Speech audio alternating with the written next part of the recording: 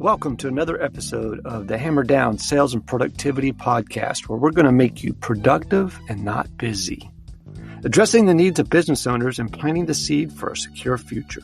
Do you want your business to grow and prosper without sacrificing the freedom to live the lifestyle you want?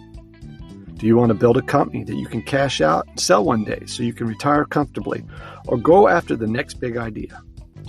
So ask yourself the following questions. Do I want to become far more successful and productive? Do I want to grow my business to the next level? Do I want a business to work for me or me to work for it? Do I want to develop a dominating team of employees? And do I want a business that is both fun and profitable? Remember, action, attitude, and approach. And we're here to help you with that.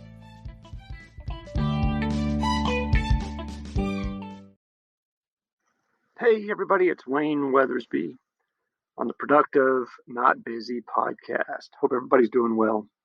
Today's topic, we're going to cover some of the top sales books that I've read that have really made an impact or have brought me material, processes, procedures, ideas that I've used consistently over the years.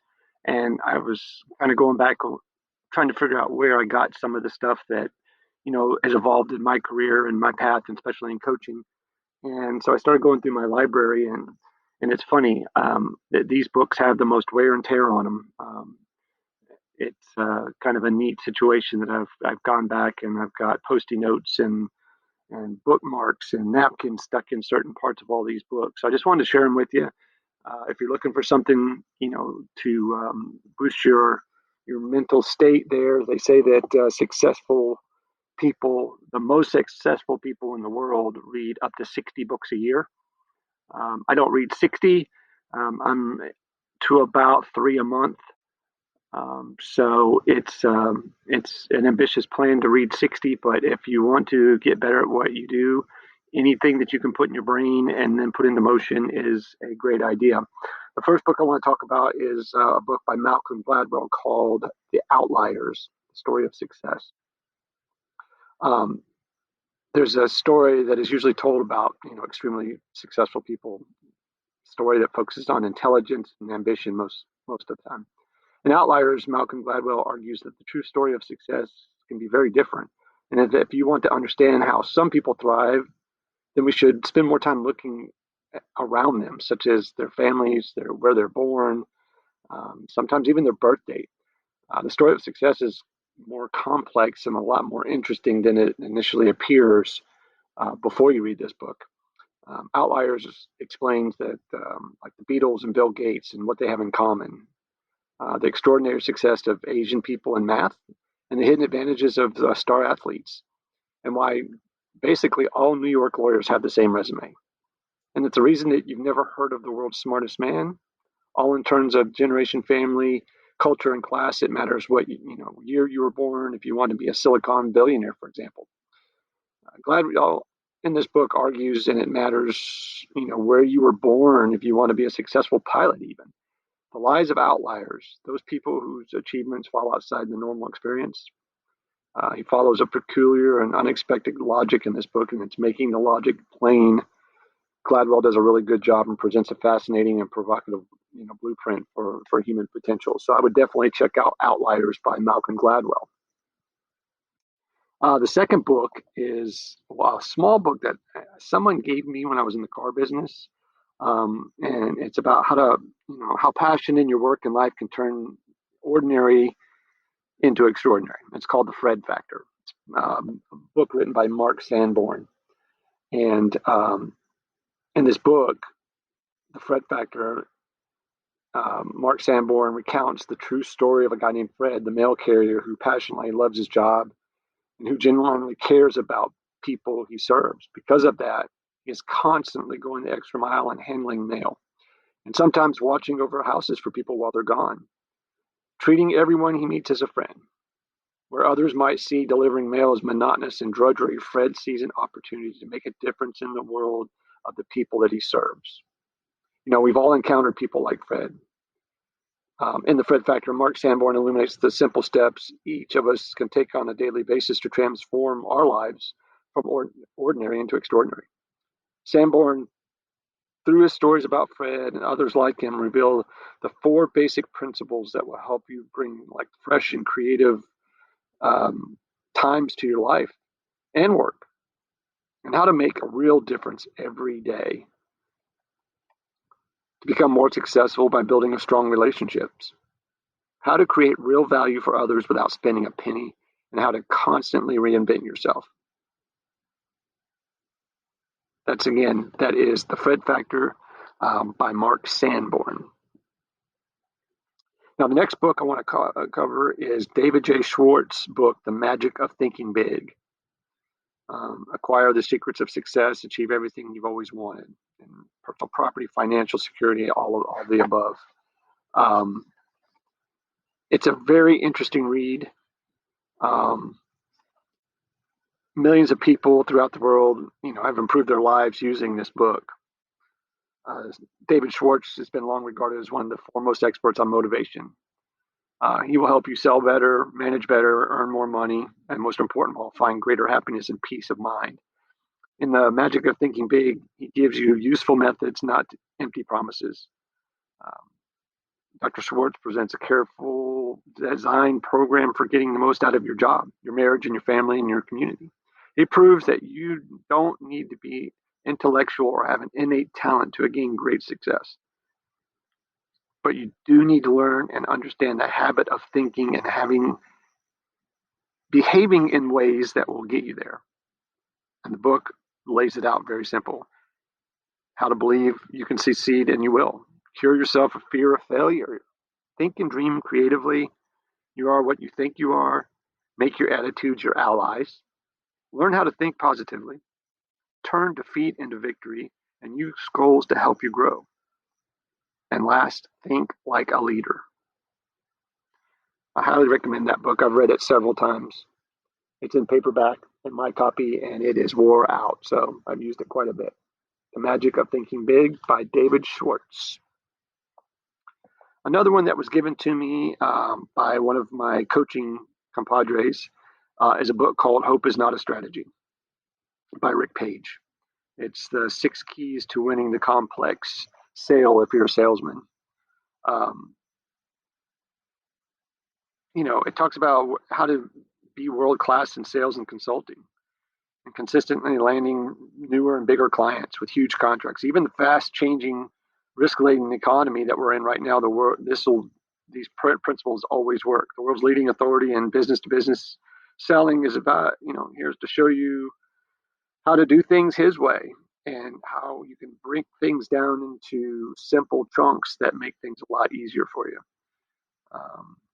Combining the common sense approach with the best kept secrets of the world's most successful salesmen that they share in this book presents a proven 6-step process for winning sales opportunities and shows you how to sell to a prospect, strategic business pain for greater value, qualify the prospect for forecasting accuracy, differentiate your solution to build a competitive advantage, and link your strategy to the prospect's decision-making process.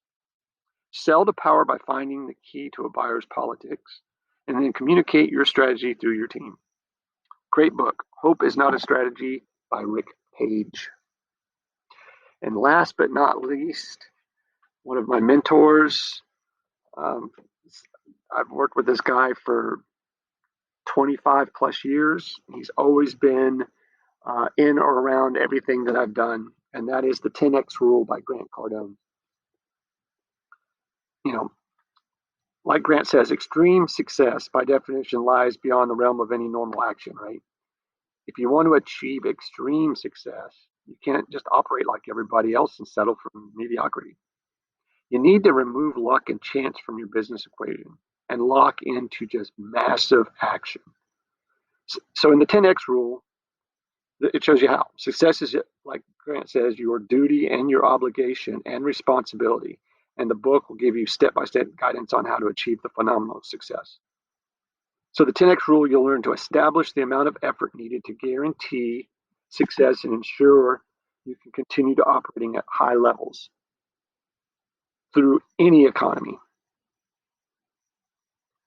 Most people desire the success and have great ideas, but they come up short on the amount of action that they take or what is required to get their lives or their businesses into those exceptional situations.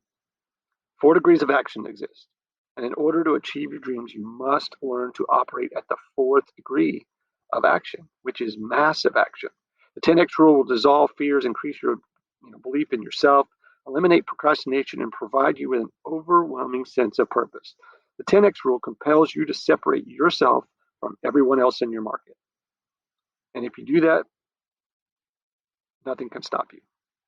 Stop thinking in terms of basic needs and start aiming for abundance in all areas of your life. This book will help you do that.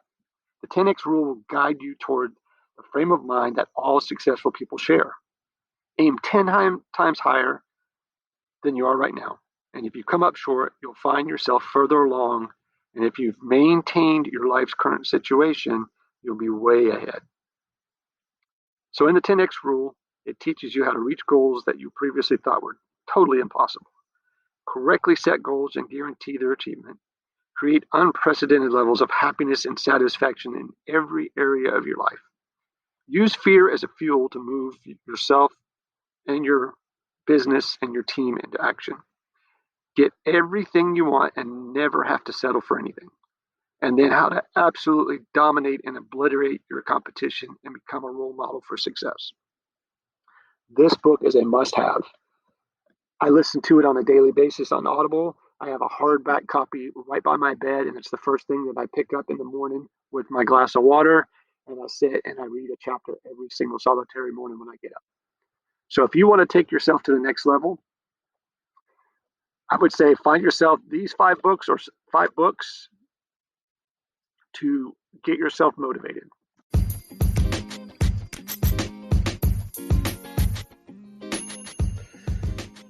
Thanks for listening to this episode of the Hammer Down on Productivity and Sales podcast with me, Wayne Weathersby. If you liked it, please subscribe today on iTunes, Google Podcasts, Spotify, or wherever you listen to your favorite podcast. And if you would, take a second, give us a rating, or leave us a message. It would be greatly appreciated.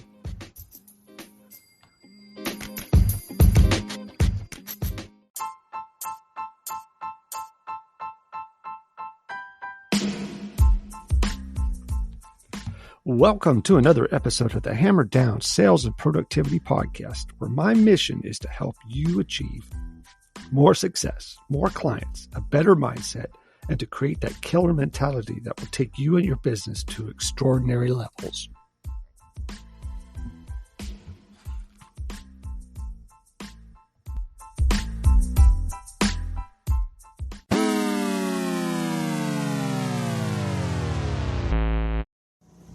Hey everybody, Coach Wayne here. Welcome back on a little trip in between appointments here, and I wanted to reach out and talk about something that I'm accruing in conversations almost on a daily, hourly basis. Mindset and attitude are going to be absolutely 100% the fuel to however your day ends up. Today alone, it is 2:03 on a Saturday afternoon, and I've already encountered 2 or 3 people that are having really bad days for various reasons over stuff that really shouldn't be too terrible. And if you would just reframe your outlook, even on something that's terrible, things go so much easier for you and everybody else around you. We've had conversations about whether you should be vaccinated or not vaccinated. We've had conversations on whether you should wear a mask or not wear a mask. We've had conversations about financing falling through on a particular project. And my thought on all of that is look, if you're upset because you got to wear a mask, be thankful that you get to wear a mask and that you're not on a ventilator, or that you don't have cancer, or you don't have leukemia, or you don't have diabetes. If you are upright and able to talk about it and have something to gripe about and be upset about, you got to remember that you're spreading that venom around the perimeter. So everybody that comes in contact with you is going to get poisoned by that. Don't have conversations about stuff that you actually should be thankful for. Right? You're in a long line at a restaurant drive-thru. Okay. So you got to wait a few extra minutes to drive your car that you can pay for, that you can sit in line and wait for your food to be handed to you out the window so you can conveniently drive down the road and eat it.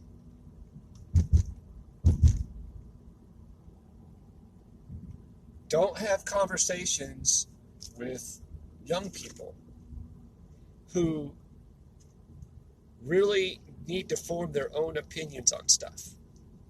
But there are people out there that want to make sure that they get their minute of fame with those young folks and help them form an opinion on how they should think about whatever. For instance, I have this saying, well, if that's the worst thing that's going to happen today, I'll be thankful. Anytime something bad, stressful, catastrophic happens, I instantly say that to myself. Well, if that's the worst thing that happens today, I'll be thankful. For instance, my mother had a massive stroke over the 2020 Thanksgiving holidays. Perfectly healthy, vibrant 69-year-old. Just back from 3 or 4 months in Hawaii, doing all kinds of amazing things, and has a stroke in the middle of her bedroom floor. And now she can't walk. And now she can't use her right side of her body, which means she can't write. She has a hard time feeding herself. She can't put on her clothes. She can't tie shoes. All the stuff that was probably a hassle the day before is now impossible, and she would long and wish and hope that she could just do it one more time. And why I'm saying this stuff is that mindset and attitude are absolutely not a commodity. There is no limit to how much goodness can come out of your brain if you just let it happen.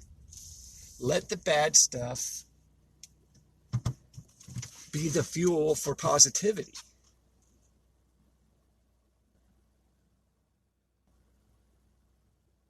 Take a look at your job. Take a look at your relationships. Take a look at your kids, the people that you impact and are involved with on a daily basis. Be that light that people need to be positive and smile and happy. There is nothing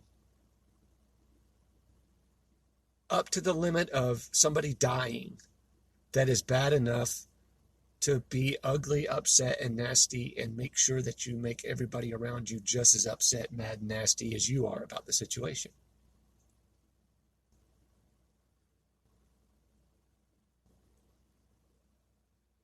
Right? Be thankful that you have to get up early to go to work, to your job. Have a great attitude about your job. Run your position at your place of employment like you own the company, like that little portion of what you do is your business. Build your brand. Don't be mad at the person that's hired you to do that job. Don't be ugly to the person that's hired you to do that job and talk bad about the company and what they do and don't do for you.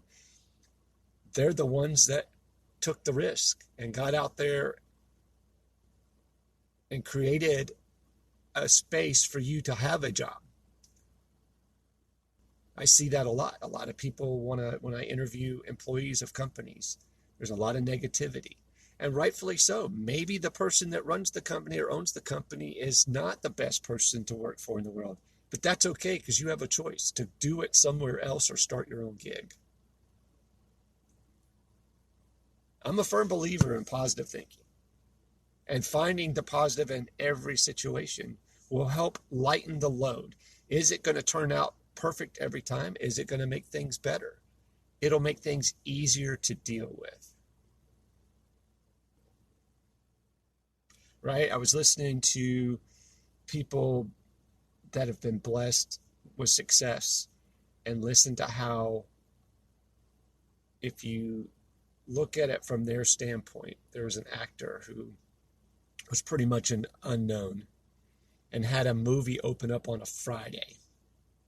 That Thursday, he went and did his normal lunch routine where he would walk down a promenade downtown LA, go to a sandwich shop, get his normal sandwich and his soda, and walk back to his apartment. He said there was approximately 400 people that he encountered on that walk. 399 of them never even acknowledged that he was alive. The other one bumped into him by accident. And he was like, man, I've got a movie coming out and I can't believe nobody even knows that I exist. Following Monday, after a blockbuster opening of that movie, he makes his normal walk to his lunch sandwich shop. Approximately 400 people he encounters. 399 of them wanted a piece of his time. Talk to him, take a picture, do this, do that.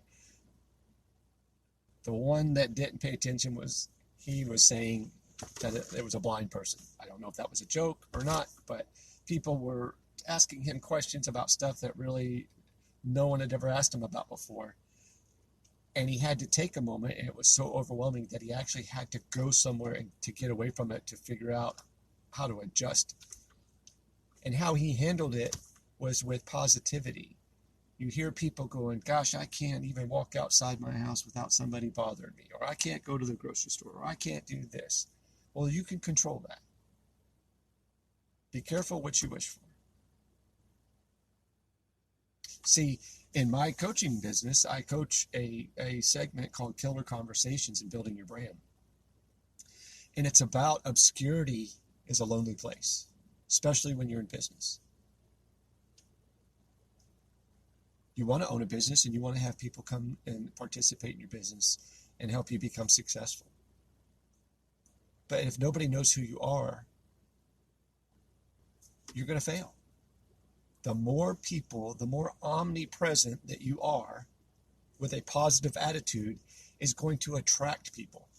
Now, if you have a shitty attitude and you open up your doors and you're ugly with people and you don't make eye contact and you give crappy service, people are going to not partake in your business.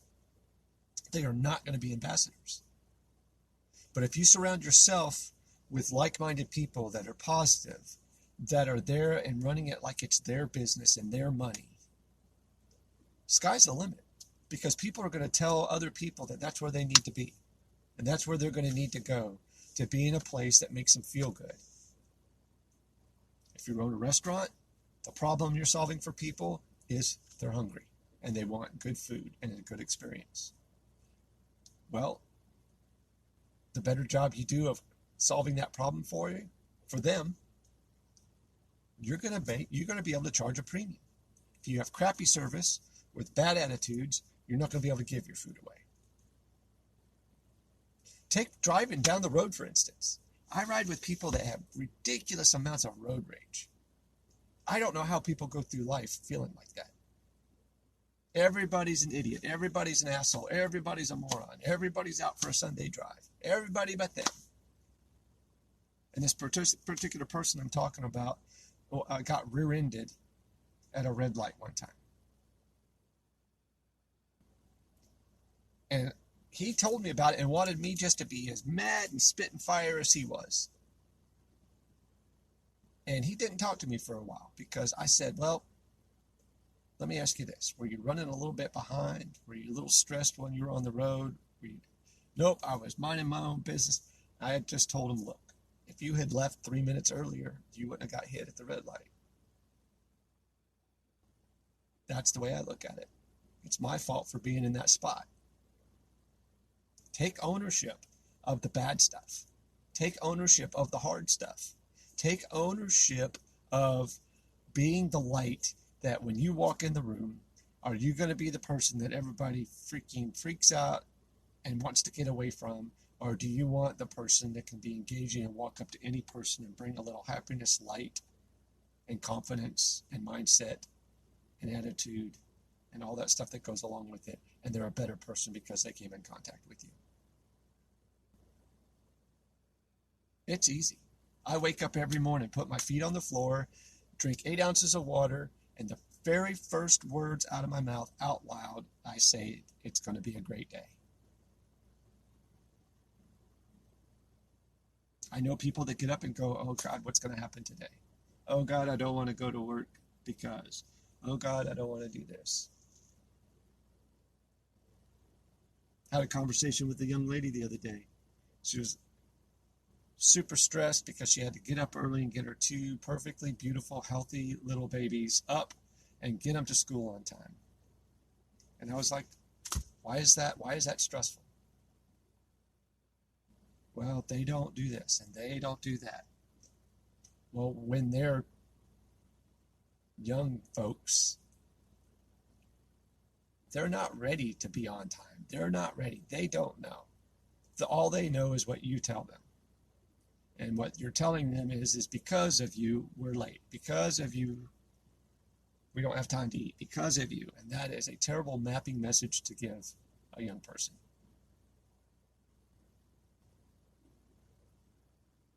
You should be setting the example, setting the pace of the pack. It's not because of them that things are slow, ugly, not on time, hard to do. We're the adults. We're the ones that make the rules.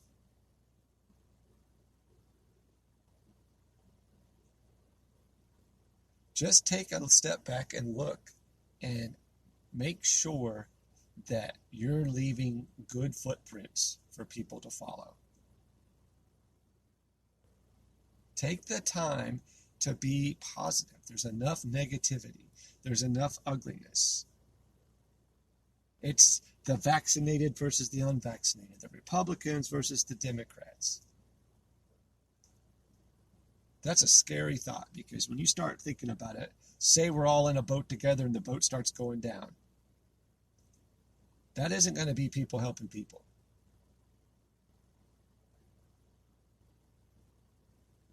There's people out there saying that unvaccinated people should be arrested and put in a holding cell until they decide that getting vaccinated is the right thing to do. That is a terrible attitude. That is a terrible idea.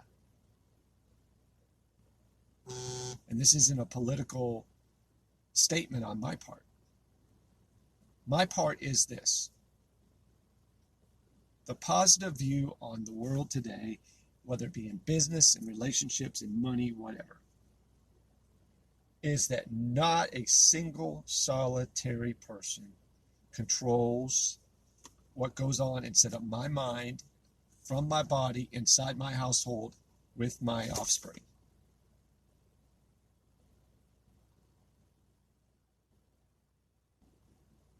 The President of the United States doesn't come to my house every day and say, hey, checking in with you.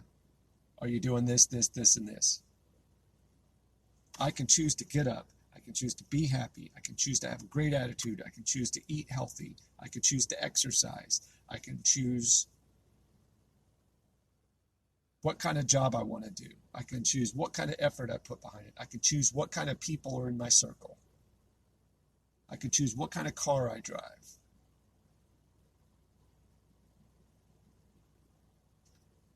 You have the power to choose whether or not your life is good or not.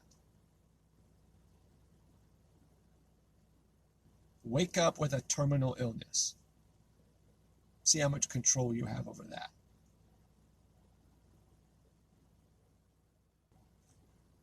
Wake up with your child being ugly, nasty, and vile to their partner when they grow up. That stuff doesn't just happen. They learn that somewhere. I have a saying, and I've said it a couple times in this podcast. The pace of the pack is set by the speed of the leader. If you don't want to be upset and you don't want to have the unknowns, don't be in the pack. Set the pace and set a good one. Hope everybody has a great day. Remember, be productive, not busy. Attitude, mindset, and effort are everything. You absolutely can control anything that happens going on in your life. Is it going to be easy? No. There is hard stuff that you'll have to address. There's always a decision. There's always an option to make things better. If you don't know how, reach out. You can reach me here through a private message on the podcast, which if you would, please go rate and subscribe. I would greatly appreciate it. Audible, Spotify, iTunes, Pocket Casts. I just want everybody to have a little extra light in their life, and things are a lot easier when you take the negatives and find a positive spin and a solution. People are going to be more apt to help you with the solution to a hard situation if you're easy and kind and nice to be around. You guys have a great day. Be safe. Take care.